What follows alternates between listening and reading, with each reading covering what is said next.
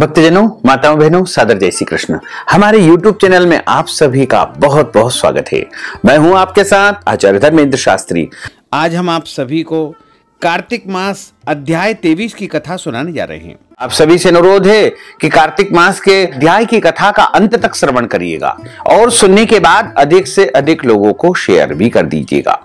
बोलिए श्री लक्ष्मी नारायण भगवान की जय। गुरुर् ब्रह्मा गुरुर्विष्णु गुरुर्देवो महेश्वरा, गुरुः साक्षात् परब्रह्म तस्मै श्री गुरुवे नमः।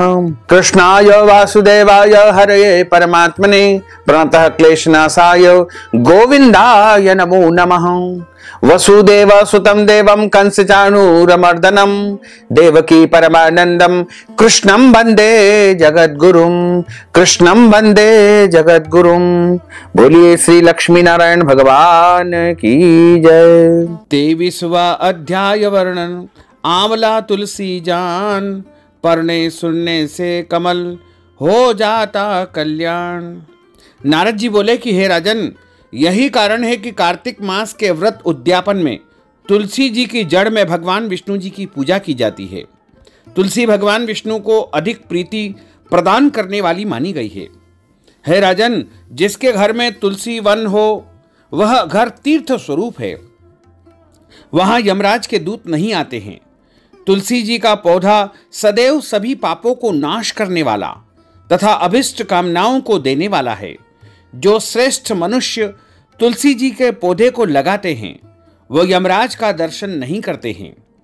नर्मदा का दर्शन, गंगा का स्नान और तुलसी वन का संसर्ग, ये तीनों बराबर माने गए हैं। जो तुलसी की मंजरी से संयुक्त होकर के प्राण त्याग करता है वह सैकड़ों पापों से युक्त ही क्यों न हो तो भी यमराज उसकी ओर नहीं देखते हैं।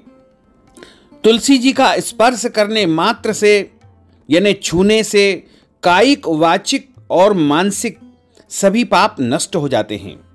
जो मनुष्य तुलसी जी के पत्र से या तुलसी दल से भगवान का पूजन करते हैं वह पुनः गर्भ में नहीं आते हैं, अर्थात जन्म मरण के चक्कर से छूट जाते हैं। तुलसी पत्र में पुष्कर आदि समस्त तीर्थ, गंगा आदि नदियां और भगवान विष्णु की प्रभृति सहित समस्त देवी देवता निवास करते हैं।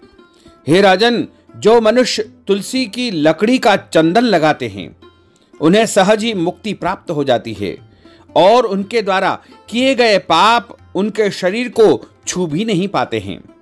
जहां तुलसी के पौधे की छाया होती है वहीं पितरों की तृप्ति के लिए श्राद्ध कर्म, पिंडदान कर्म करना चाहिए। जिसके मुख में, कान में और मस्तक पर तुलसी का पत्ता दिखाई देता है उसके ऊपर यमराज भी दृष्टि नहीं डाल सकते हैं, तो फिर उनके दूतों की ही बात क्या है। और जो प्रतिदिन आदर पूर्वक तुलसी जी की महिमा को सुनता है वह समस्त पापों से मुक्त होकर के ब्रह्मलोक में, वैकुंठ लोक में निवास करता है। इसी प्रकार आंवले का वृक्ष महान वृक्ष माना गया है तथा सभी पापों को नाश करने वाला है। आंवले का वृक्ष भगवान विष्णु को प्रिय है। इसके स्मरण मात्र से ही मनुष्य गोदान का फल प्राप्त करता है। जो मनुष्य कार्तिक मास में आंवले के वन में भगवान विष्णु की पूजा तथा आंवले की छाया में भोजन करता है उसके समस्त पाप नष्ट हो जाते हैं।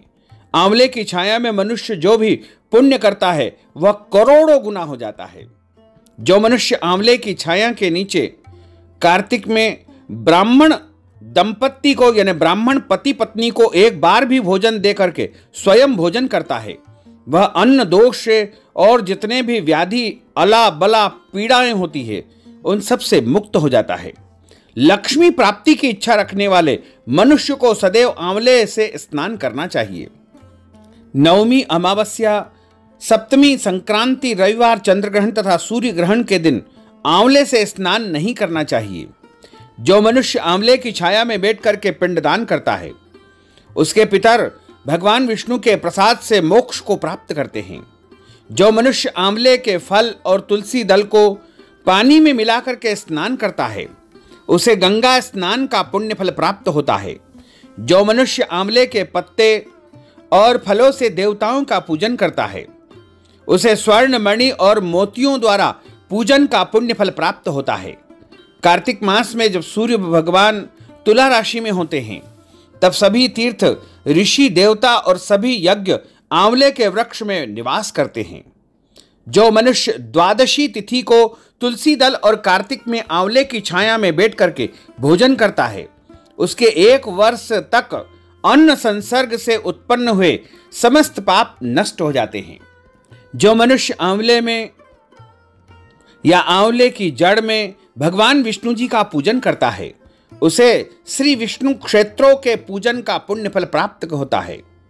आंवले और तुलसी की महत्ता का वर्णन करने में श्री ब्रह्मा जी भी समर्थ नहीं है, इसलिए धात्री और तुलसी जी के जन्म की कथा सुनने से मनुष्य अपने वंश सहित भक्ति को, समस्त पुण्य फल को अवश्य ही प्राप्त करता है।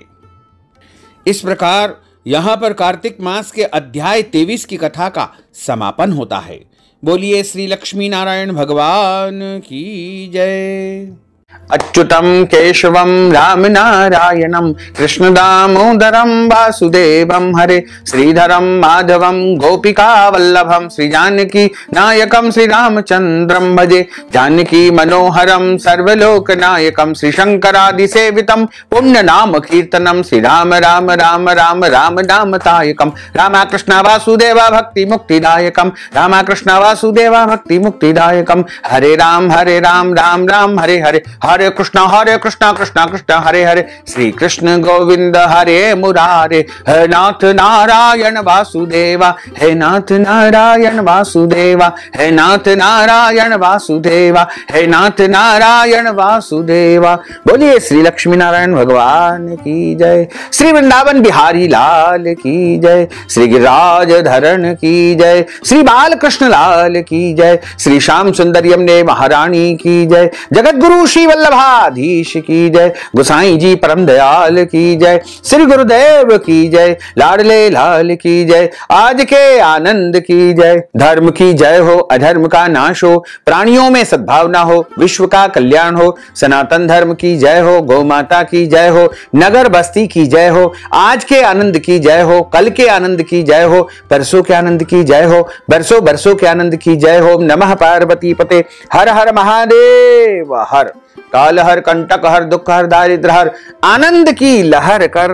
भक्तजनों, माताओं, बहनों, आप सभी से अनुरोध है कि हमारे इस ज्ञानवर्धक वीडियो को अधिक से अधिक लोगों को शेयर करिएगा, लाइक करिएगा, कमेंट करिएगा, और यदि अभी तक आपने सब्सक्राइब नहीं किया है तो अभी और इसी समय सब्सक्राइब कर लीजिए, ताकि इसी प्रकार की ज्ञानवर्धक वीडियो आपको सबसे पहले प्राप्त हो सके।